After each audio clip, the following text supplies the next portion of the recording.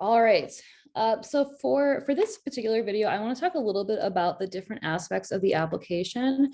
I will do a separate video where I go through kind of the submitted application that I have from when I applied, so that you can see the different types of questions that are asked, the information that you need to provide. Most of it, I think, should be straightforward in what you expect, but I do think that some of the way that the questions are asked is maybe not what I expected. And so it'll be helpful to think about that prior to actually applying. But what I want to talk about right now are kind of all the additional materials that are submitted and things to think about in terms of these.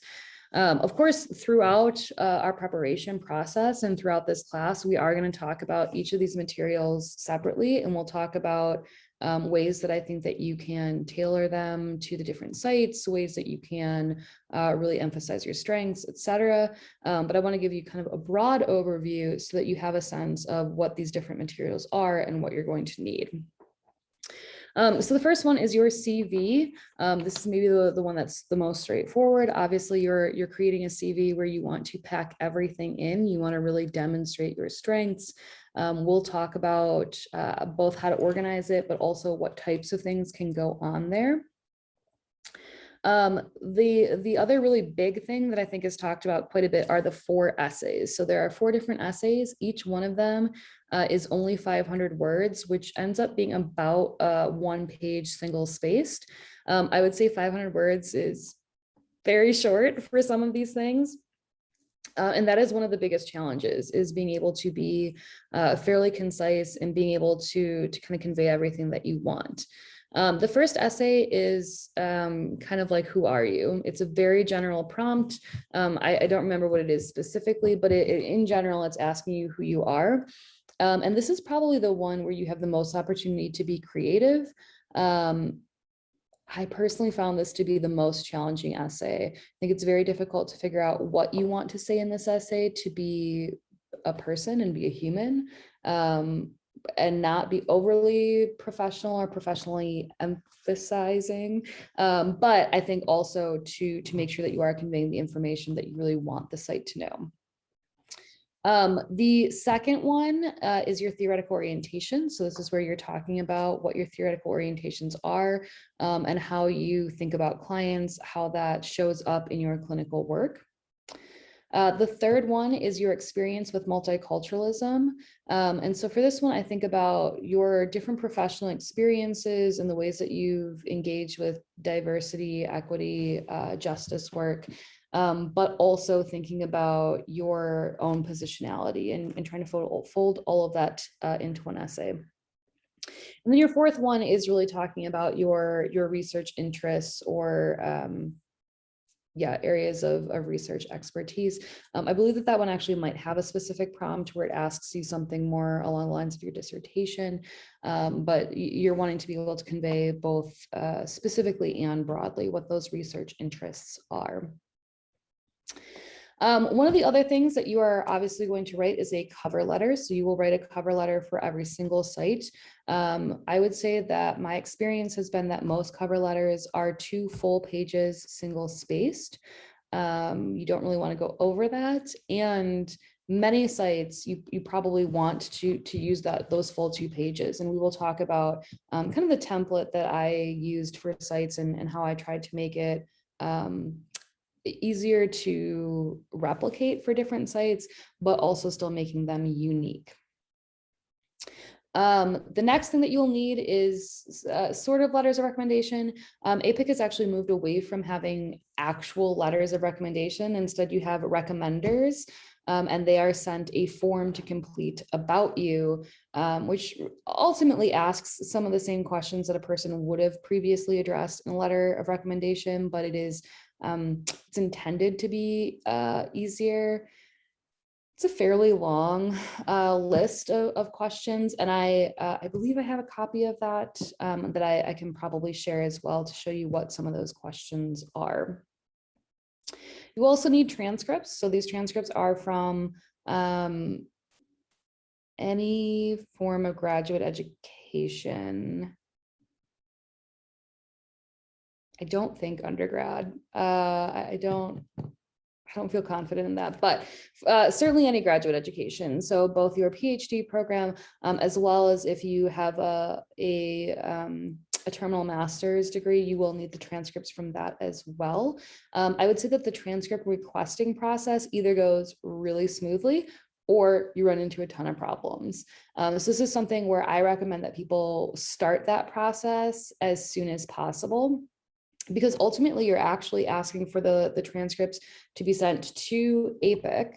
And so then it goes into your file, and then APPIC distributes it out to the different sites. So you actually don't have to request, 15 different versions of it. You're actually only requesting one, and then it gets attached to your application, which is really nice.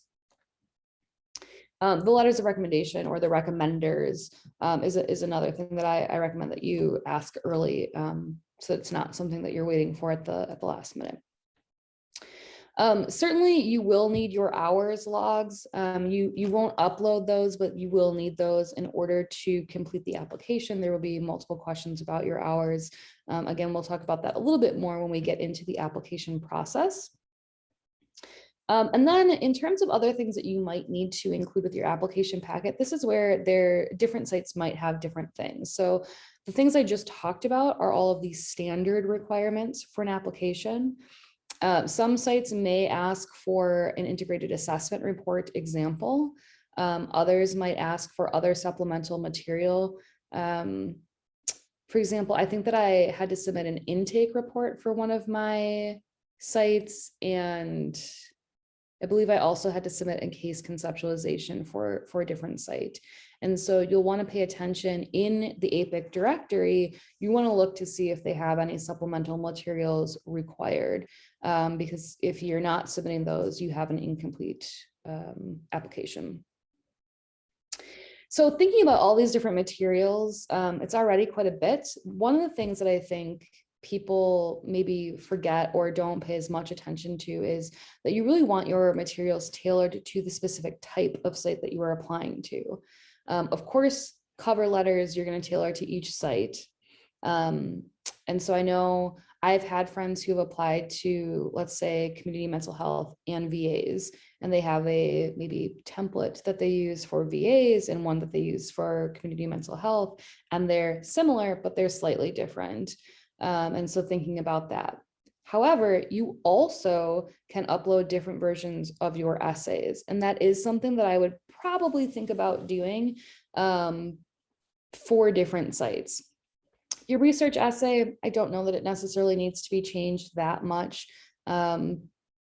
Perhaps site dependent, that, if you have a really unique site in terms of their research requirements or expectations, you might want a separate essay for them. But I think overall, you probably don't need one. Your who are you statement, again, probably not something that you necessarily need to change for the different sites. But the multicultural one and the theoretical orientation one are two of the ones that I would most change for different sites. And part of this is because I strongly believe that each one of those essays should have some mention of a clinical case as an example that demonstrates your work. And I think that it's really helpful to have that clinical case be from the type of site that you're applying to. So if you are applying to a counseling center, I think that your case that you provide in that essay should be a counseling center client. If you're applying to a VA, I think that it should be a VA or hospital or community mental health. It should be similarly aligned with the type of site that you are applying to. I also think that the ways that we talk about theoretical orientation can vary from site to site. Hopefully your orientation itself is not changing depending on where you're going, but the way that maybe you talk about it might change a little bit, or the examples that you give. Similar with the multicultural aspect, hopefully your way of talking about equity and diversity is not changing significantly, but the examples that you give might be slightly different. So if I am applying to a counseling center that has a really strong emphasis on group psychotherapy, I might talk about, my experience running intergroup dialogue and the group's experiences that I've had that are multiculturally focused. And I might spend more time talking about that in that essay, as opposed to if I'm applying to community mental health, where I might spend a lot more time in the essay talking about all the training that I have in running addictions related groups. And so really thinking about how can you use the materials to convey what you want and the story that you want the sites to really understand about you. And I think the thing that you'll hear me say over and over and over again in this process is that every single piece of material that you're submitting, you want it to convey new and different information about you, or deepen the information that you've already shared. You want it to be impactful. You don't want to repeat the same things over and over again verbatim. Instead, you want to be adding something new to the story, because you only have a limited amount of space to sell yourself to the sites. And so really thinking about that. And part of that is not every person who reads your materials is going to read everything. You're going to have some people who review materials and only look at the cover letter and never open the essays. You're going to have other people where they don't care as much about the cover letter and they only care about your essays, or they only care about certain essays.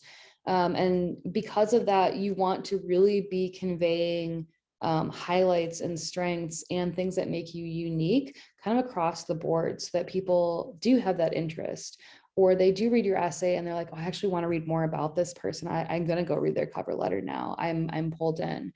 And so really thinking about how you're packaging it as a whole, in addition to the separate components. And we will talk about those separate components throughout the class, and then we'll talk about folding them all together.